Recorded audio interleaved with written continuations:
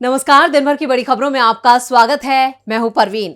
आज इस बुलेटिन में बात होगी तेलंगाना में राहुल के दबाव में आए सीएम केसीआर के, तेलंगाना में बदलते चुनावी समीकरण की, राजस्थान में बम्पर वोटिंग से खुश हुई कांग्रेस की, मध्य प्रदेश में सरकार बनाने की तैयारियों में जुटी कांग्रेस की, साथ ही जानेंगे मणिपुर में बीजेपी से आदिवासियों की क्यों बढ़ रही है नाराजगी, और बुलेटिन के आखिर में बात सर्वदलीय बैठक की। इसके अलावा और भी कई बड़ी खबरों से आपको करवाएंगे रूबरू, लेकिन तमाम बड़ी खबरों से पहले एक नजर सुर्खियों पर। छत्तीसगढ़ कांग्रेस ने चुनाव आयोग से की बीजेपी की शिकायत, कहा बीजेपी ने मतदाताओं को दिया प्रलोभन। चंडीगढ़ में किसानों ने डाला डेरा, एमएसपी सहित कई मांगों को लेकर शुरू हुआ धरना प्रदर्शन स्थल पर भारी संख्या में पुलिस बल तैनात। कांग्रेस की मजबूती का बीजेपी पर दिखने लगा असर, यूपी विधानमंडल में कांग्रेस से छीना गया दफ्तर, आजादी के बाद पहली बार कांग्रेस से छीना गया है दफ्तर, बीएसपी पर भी हुई कार्रवाई। उत्तरकाशी टनल रेस्क्यू ऑपरेशन को लेकर जल्द मिलेगी खुशखबरी, मजदूरों तक पहुंचने के लिए खोदा जा रहा है पहाड़, 2 स्थानों से शुरू हुआ ड्रिलिंग का काम। ये तो थी सुर्खियां और अब बात आज की सबसे बड़ी खबर की। तेलंगाना में 30 नवंबर को होने वाले विधानसभा चुनाव को लेकर आज प्रदेश में रैलियों का सुपर संडे रहा। बीजेपी कांग्रेस की तरफ से एक के बाद एक कई रैलियां की गई। कांग्रेस अध्यक्ष मल्लिकार्जुन खड़गे, राहुल गांधी और प्रियंका गांधी ने मोर्चा खोला, तो वहीं बीजेपी से पीएम मोदी और अमित शाह समेत कई दिग्गजों ने चुनावी हुंकार भरी। तो दिग्गजों की रैलियों में क्या कुछ रहा खास, देखते हैं इस रिपोर्ट में। तेलंगाना के एंडोला में एक चुनावी रैली में राहुल गांधी ने शिरकत की। चुनावी रैली के दौरान कांग्रेस नेता ने बीआरएस पर जमकर हमला बोला। उन्होंने कहा कि भारत की सबसे भ्रष्ट सरकार तेलंगाना में है। राहुल गांधी ने कहा, आप ये बताइए कि सबसे भ्रष्ट मिनिस्ट्रीज आपके परिवार के हाथ में क्यों है? आप ये समझाइए कि धरनी पोर्टल से आपने लाखों लोगों की जमीन क्यों चुराई? आपने गरीब जनता से जमीन छीनी और अपने मित्रों को दी। 20 लाख किसानों को आपने नुकसान पहुंचाया। कांग्रेस अध्यक्ष मल्लिकार्जुन खड़गे ने कहा कि उनकी सरकार बनने पर राज्य में लोगों को घर बनाने के लिए 5 लाख रुपए, बुजुर्गों को 4,000 रुपए की पेंशन और राजीव आरोग्य श्री योजना के तहत 10 लाख रुपए तक का स्वास्थ्य बीमा दिया जाएगा। तो वहीं पीएम मोदी ने कहा कि आप मोदी को जानिए, ये मोदी अपना घर बनाने के लिए नहीं बल्कि आपका घर, गरीबों का घर बनाने के लिए घर छोड़ के निकला है। बीते 10 सालों में 4 करोड़ से अधिक गरीब परिवारों को पक्के घर मिल चुके हैं। यहाँ तेलंगाना में भी केंद्र सरकार ने बहुत प्रयास करके करीब 2.5 लाख घरों का निर्माण पूरा किया है। तो वहीं चुनाव के शोर के बीच चुनाव आयोग ने सत्ता पर काबिज बीआरएस नेता और सीएम के बेटे केटीआर को नोटिस जारी किया। केटीआर पर आरोप है कि उन्होंने तेलंगाना विधानसभा चुनाव के लिए प्रचार के दौरान आदर्श आचार संहिता का उल्लंघन किया है। तेलंगाना में दिग्गजों का जमावड़ा लगा है, तो दूसरी तरफ तेलंगाना में कांग्रेस की ताकत भी दिग्गज बढ़ा रहे हैं। तेलंगाना में मजबूत होती कांग्रेस को कई दलों के नेताओं ने अपने समर्थन का ऐलान कर दिया है, जिससे सत्ता पर काबिज बीआरएस की मुश्किलें और बढ़ गई हैं। तो कैसे कांग्रेस की ताकत से डरे केसीआर, देखते हैं इस रिपोर्ट में। 2018 में वाम दलों के गठबंधन के चंद्रशेखर की पार्टी टीआरएस, अब जो बीआरएस बन गई है, उसके साथ था और केसीआर को इसका फायदा मिला और सीपीएम के मजबूत गढ़ में उसने स्वीप कर दिया। लेकिन इस बार वाम दल कांग्रेस के साथ है। कांग्रेस ने सीपीएम के लिए कोथीगुडम की सीट सीपीएम को दे दी है। बदले में सीपीएम कांग्रेस का पूरे राज्य में कांग्रेस उम्मीदवार का समर्थन कर रही है। सीपीएम नलगोंडा, खम्मम और कोथीगुडम में अभी बेहद मजबूत है। इसके अलावा नाकरेकल, भोंगीर, अलेयर और मिरियालगुड़ा में भी सीपीएम का आधार है। इसका फायदा कांग्रेस को मिलता हुआ भी दिखाई दे रहा है। कोथीगुडम में प्रियंका गांधी के रोड शो में उमड़ी भारी भीड़ ने भी कांग्रेस की मजबूती के संकेत दे दिए हैं। खम्मम और कोथीगुडम के ग्रामीण क्षेत्र में आदिवासियों की अच्छी खासी संख्या है और इसके बीच में सीपीएम की जबरदस्त पकड़ भी मानी जाती है, जिसका फायदा कांग्रेस को मिलते हुए भी दिख रहा है। खम्मम में मुस्लिमों की संख्या भी 15% के करीब है और इस बार इन वर्गों में कांग्रेस के प्रति झुकाव दिखाई दे रहा है। इसके अलावा इस बार चुनाव कांग्रेस को प्रकाश अंबेडकर की पार्टी वंचित बहुजन अघाड़ी ने भी समर्थन देने का ऐलान कर दिया। तो दूसरी तरफ 10 साल से सत्ता में रहने के चलते लोगों की नाराजगी भी केसीआर की सरकार को लेकर दिखाई दे रही है।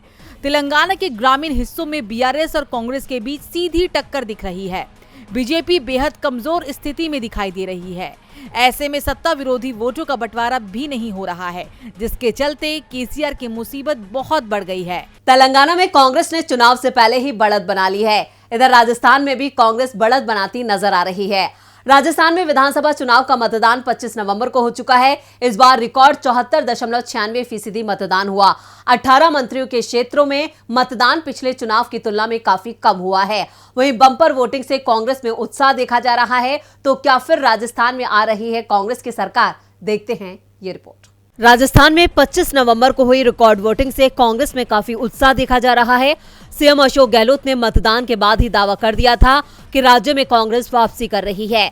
वहीं इस बार राज्य में 74.96% हुई वोटिंग भी कई संकेत दे रही है। खबरों की माने तो चुनाव आयोग ने मतदान का समय 1 घंटे बढ़ाया था।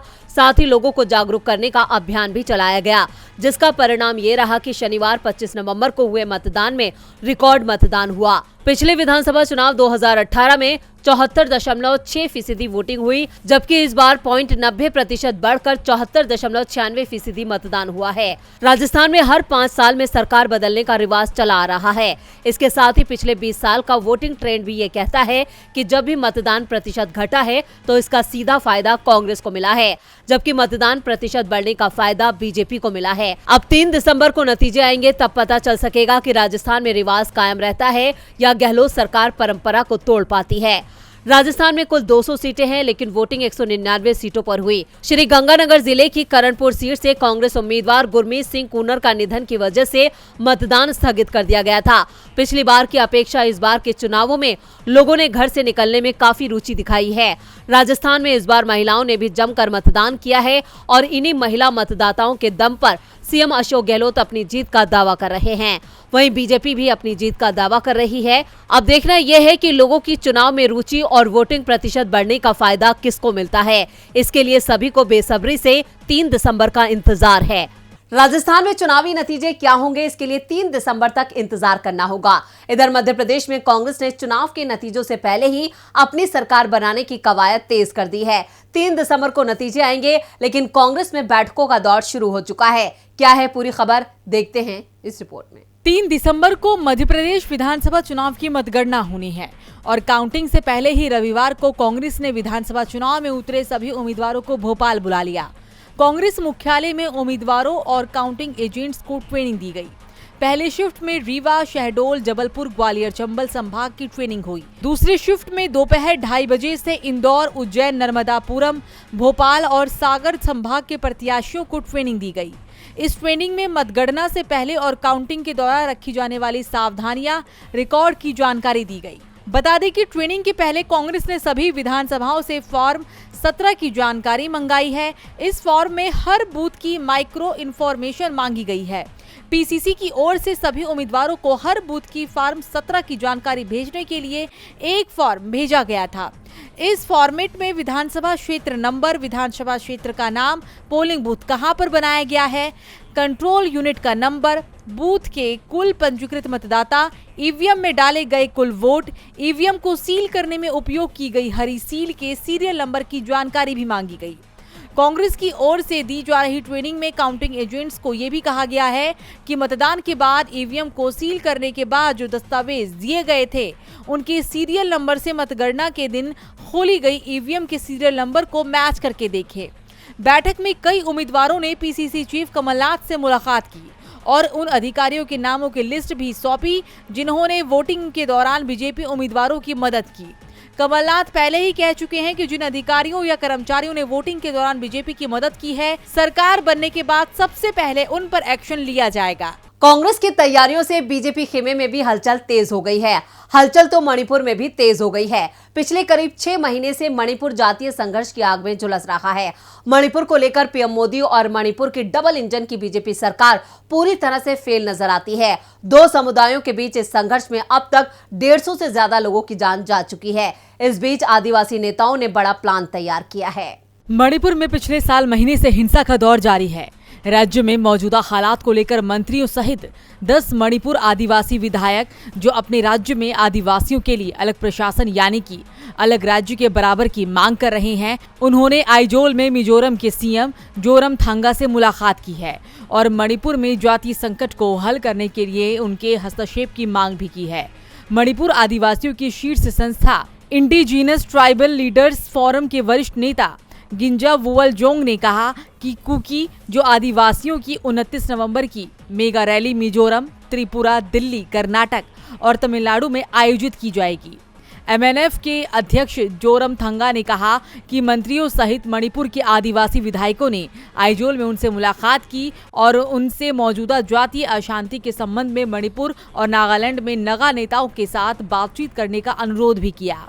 उन्होंने कहा कि कुकी जो आदिवासियों से संबंधित मणिपुर के विधायक मणिपुर में जातीय संघर्ष के इस समय में नागा आदिवासी समुदाय के साथ अच्छे संबंध बनाए रखना चाहते हैं। मैंने मणिपुर के आदिवासी विधायकों और मंत्रियों से अनुरोध किया है कि वो केंद्र सरकार के साथ करीबी संपर्क बनाए रखें और उन्हें बताते रहें कि मणिपुर में वास्तव में क्या हो रहा है। सीएम ने दोहराया कि MNF हमेशा मणिपुर और अन्य पड़ोसी राज्यों के साथ साथ म्यांमार, बांग्लादेश और अन्य देशों में जातीय भाई बहनों के साथ खड़ा है। मणिपुर मोदी सरकार के गले की फांस बन गया है। इधर गजा इजराइल की गले की फांस बन चुका है। इजराइल और फिलिस्तीन जंग को करीब 1.5 महीना हो चुका है। दोनों देशों के बीच युद्ध विराम हुआ।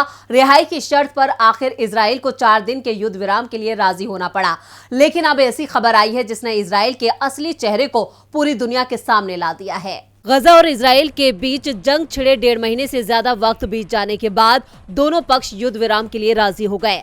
दरअसल अमेरिका ने गजा में 5 दिनों के युद्ध विराम के बदले में दर्जनों बंधकों को रिहा करने के लिए दोनों के बीच एक समझौता कराया। इजरायली प्रधानमंत्री बेंजामिन नेतन्याहू के नेतृत्व में 22 नवंबर को केंद्रीय मंत्रिमंडल ने संघर्ष विराम करने के प्रस्ताव को मंजूरी दी, लेकिन उसके बावजूद इजराइल अपनी हरकतों से बाज नहीं आ रहा है। युद्ध विराम के बीच इजराइल पर 6 फिलिस्तीनियों की जान लेने का आरोप लगा है। फिलिस्तीनी स्वास्थ्य मंत्रालय के मुताबिक 25 नवंबर और 26 नवंबर की सुबह कब्जे वाले वेस्ट बैंक में इजरायली सेना ने एक नाबालिग सहित 6 फिलिस्तीनियों की जान ले ली।